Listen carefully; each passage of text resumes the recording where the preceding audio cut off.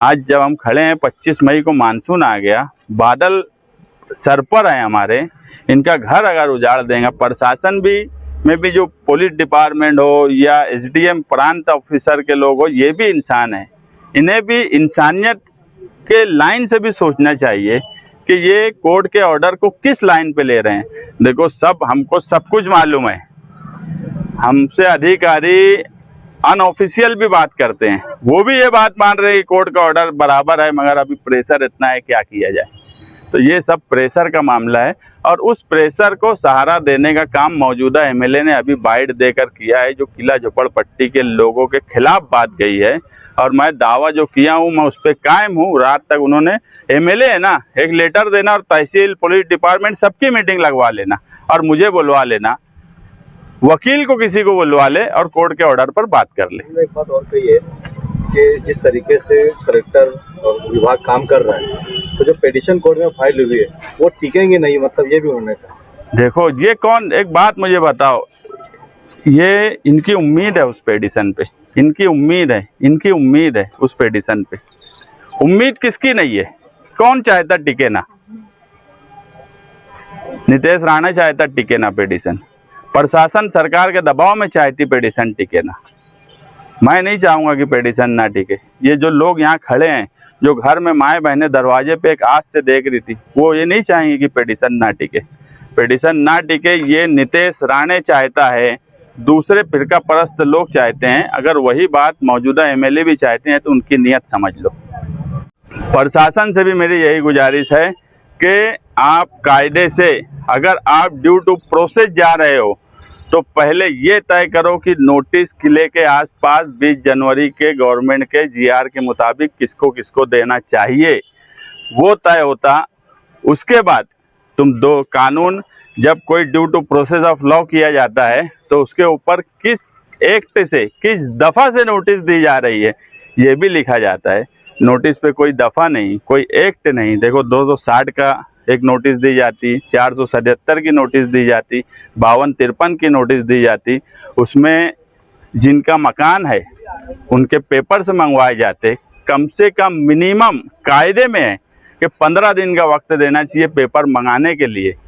15 दिन, 21 दिन। Supreme court के कई जजमेंट है कि due to process of law जाने का तरीका कम से कम 15 दिन है।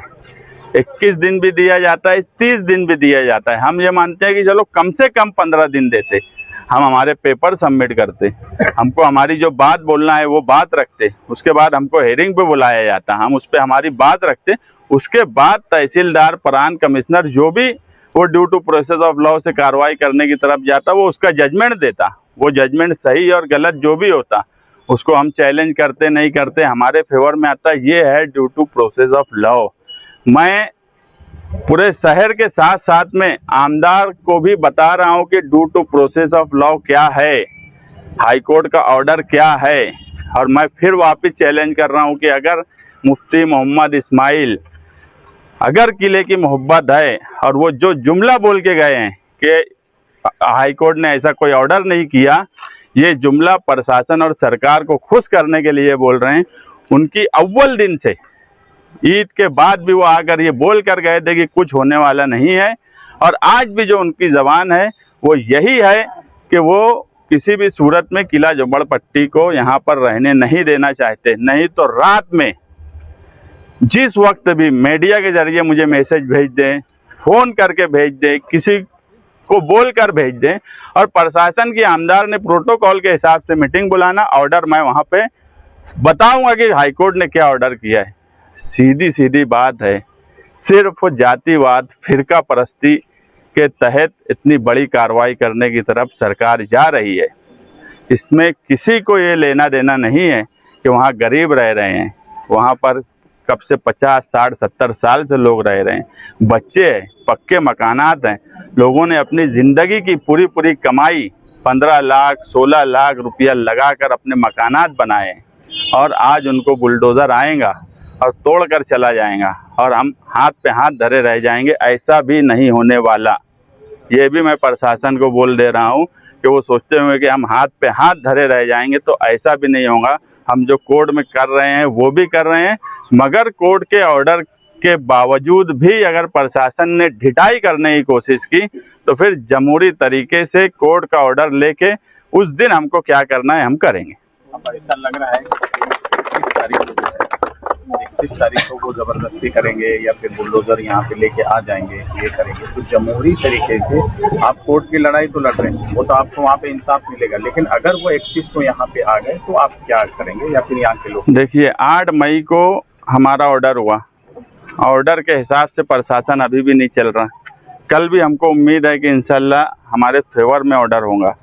ऑर्डर की बात देखो, मतलब कुछ भी आदमी निकाल ले, जब सरकार जो है ना, सरकार जब बैठी रहती तो वो अपने हिसाब से कुछ भी, कभी कभी आप कई फैसले ऐसे देखे होंगे कि हाईकोर्ट ने फैसला करे। अभी नागपुर की मिसाल ले लो, हाईकोर्ट के फैसले होने के बाद उनके घर बुलडोजर चल गए।